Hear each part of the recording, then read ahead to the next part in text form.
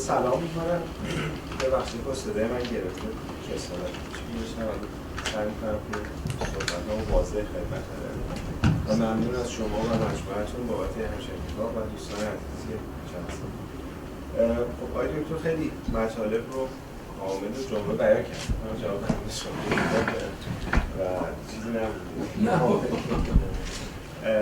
تو ابتدای برنامه یه ویدیویی دیدیم، فقط دوست دارم اینو بگم که این ریشه امپاتی یا همدردی یا پا تو کفش مخاطب کردن خیلی چیز جالبی بود. پا تو کفش مخاطب کردن و با کفشمون قدم زدنه که ما متاسفانه تو مدارس و دانشگاه‌های معماریمون این اتفاق رو نمی‌بینیم و فقط خواستم این باب رو باز بکنم که همچین شیوه‌ای تو دنیا رایجه و خیلی ما کم داریم اینا رو تو برخوردهامون تو پروژه ها و حل کردن مسائل پروژه و شناسایی پروژه ها تو دفاترمون.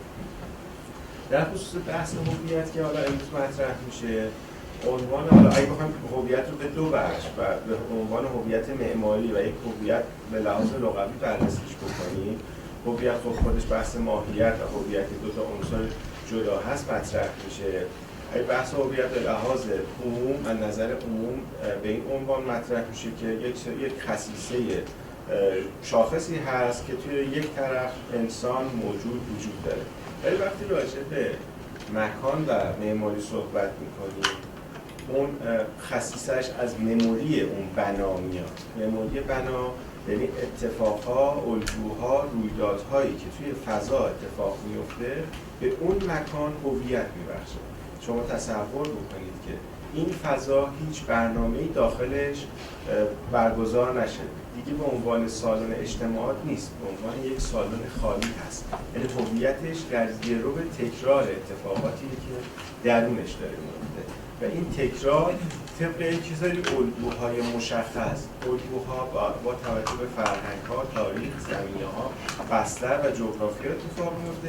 تک تک این آیتم‌ها که ما این الگوها رو معمولا توی معماری اگه بخوایم بگیم اسمش رو میذاریم مولکول‌ها یا اتم‌های تشکیل دهنده اون اتفاق و اون رویداد که این هویت وابسته است به الگوها تکرار رویدادها و اون رویدادها کمک می‌کنه که هویت یک بنا تولد پیدا بکنه و متولد بشه.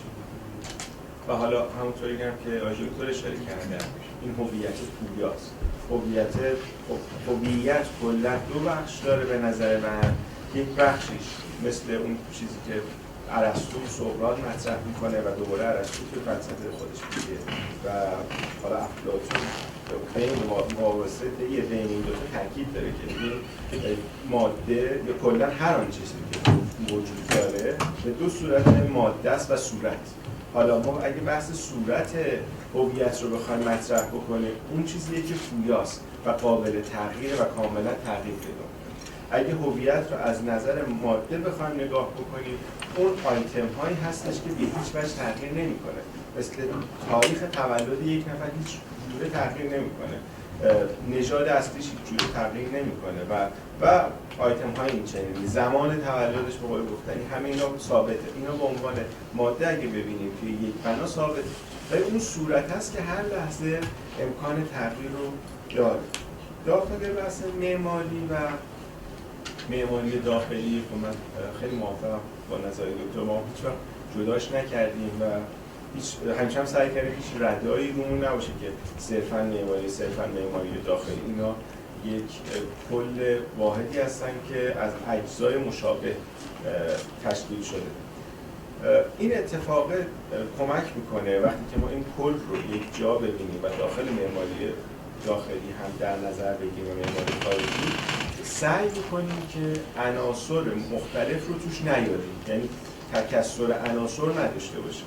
وقتی که تکثر عناصر توی معماریمون به وجود نمیاد، توی معماری داخلیمون به وجود نمیاد، کمک میکنه که یک بنا، یک اثر و هر آنچه که اسمش رو میخوایم بذاریم که وجودیت پیدا کرده، این کمک میکنه که این عناصر در خدمت همدیگه باشن و یک پارچگیشون بیشتر باشه.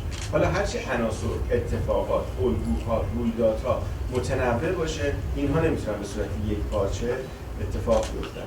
پس ما برای اینکه اون بنامون بعد از ساخت به هویتش برسه نیاز داره یک سری الگوهای مشخصی و رویدادها توی یک زمان و توی یک مکان مشخص اتفاق بیفته. ولی جالبی این اتفاق اینه که این مکان الزاماً مکان ساخته شده نیست. این مکان ممکنه یک مکانی باشه که حالا طبیعی باشه، مکان ساخته نشده باشه و این زیبایی بحث هویت بیشتر تو این مطرح میشه که خیلی جاهایی که پاتوق هستش الزاماً مکان ساخته شده نبوده و به واسطه اتفاقها و تکثر رویدادها تبدیل شده به اون مکان. من هم عرض سلام دارم خدمت همه حاضرین و شرکت کنندگان. تشکر میکنم از برنامه‌ای که با دقت ترتیب داده شده و اینکه اصلا من یه سوال دارم، این کلمه استاد چیه سر اسم من چسبوندین؟ من تکذیب میکنم همینجا و اگر دوستان رو معمار خطاب میکنیم، من هم شغلم شهرسازه، حالا خیلی هم دور نیستیم از هم، تخصص منظر دارم و کارم شهرسازی و خب با معماران هم بسیار نشست و برخاست داریم و برای دور نیستیم از فضای معماری. اما اگر هم استادی اینجا باشه حتما دو بزرگوار هستم من. خب من هم فکر میکنم که به روایت دیگه‌ای بخوام همین صحبت ها رو مطرح کنم، چون واقعا کامل مطرح شد دست کم در چارچوب اولین سوال شما. حالا اینکه آیا تمایز در یک پدیده یا ابژه یا هر در واقع هر رویداد یا شیئی که یا کسی که قراره در واقع بشناسیمش، آیا تمایز کفایت میکنه برای هویتمند بودن؟ شاید نه، چون همونطور که تو صحبت دوستان هم بود، ظاهرا هویت کیفیتیه که فقط به خود ویژگی‌های اون اثر محدود نمیشه. یکی از واژه‌های دیگه که به جای هویت استفاده میشه این همانی هست و ما زمانی که یک احساس این همانی میکنیم با یک پدیده، احساس میکنیم که اون هویت داره. به نوعی فکر میکنم که چنانچه اون اثر قابلیت خوانش توسط ادراک کننده رو داشته باشه و درک معنا، اون ویژگی یا کیفیت هویت ملموس میشه و همونطور که جناب دکتر گفتن لایه‌های متعددی دخیل در این موضوع، یعنی محیط زیست، اکولوژی یا بهتره بگیم اکولوژی، فرهنگ و تاریخ، همه اینها در واقع در درک این همانی مؤثره. به طور مثال همین مثال اپرای سیدنی وقتی هویتمند میشه که وارد یک گفتمان بین مردم و فضا میشه و به نوعی مکانیت پیدا میکنه و حالا قطعاً پویاست، قطعاً متغیره. هویت یک امر متغیره، اما چگونه میتونه پویا و مستدام باشه؟ اینکه قابلیت خوانش خودش رو در طول زمان حفظ کنه و این کاری است همونطور که گفتن بسیار سخت. اینکه در یک معماری، حالا در مقیاس‌های مختلفش یا در شهر، ما چگونه این هویت رو پاسداری کنیم؟ چون ببینید هویت هیچ وقت به وجود ایجاد نمی کنیم، هویت رو خلق نمی کنیم. هویت چیزی که وجود داره و ما کشفش میکنیم، یا مثل یه زیر خاکی میتونیم درش بیاریم، غبار زدایی کنیم، بخونیمش یا نه گمش کنیم. به این ترتیب اگر جاهایی هم حالا در فضای آکادمیک یا حرفه‌ای مثلا میگیم هویت بخشی، یه واژه اشتباهه. هویت بخشیده نمیشه، ایجاد نمیشه و که هویت وجود داره و شناسایی میشه و میشه بگیم هویت رو میشه احیا کرد، میشه متبلورش کرد. به این ترتیب خب پس چالش عمده طراحان و شهرسازان و برنامه‌ریزان شاید این باشه که ما اون قابلیت خوانش رو در طول زمان چگونه حفظ کنیم.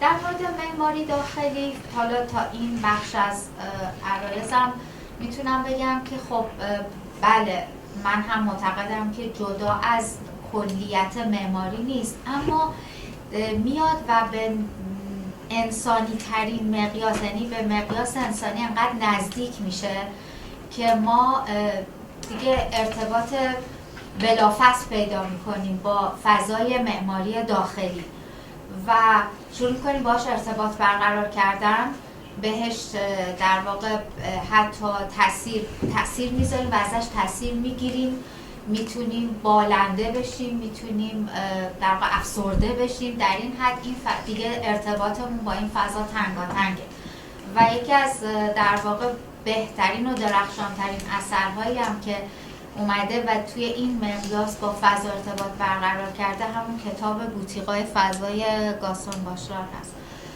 من تا اینجا عرضم رو به اتمام میرسونم. هستم دوستان کسی احسان نظر نسبت به همدیگه نداره؟ همونطور که خانم دکتر فرمودن این دقیقا همینطوره که بحث ایجاد نیست و این پروسه از بودن به شدنه و تمام این صحبت ها من فکر می‌کنم واسه خود من حداقل یه تمرین خوبیه که چجوری این پروسه بودن به شدن رو تمرین بکنیم و بشناسیم و به قول گفتنی میگن زمانی ما میتونیم اون زمانی انقلاب روشنفکری و که واسه اون انسان حالا اصطلاحاً انسان ما که بهش میگن انسان خردمند اتفاق افتاد که ما فهمیدیم نادانسته هامون چی بوده. وقتی فهمیدیم که چی نمیدونیم تونستیم که پیداشون بکنیم و این صرفاً پروسه خب قطعاً میتونه جالب باشه.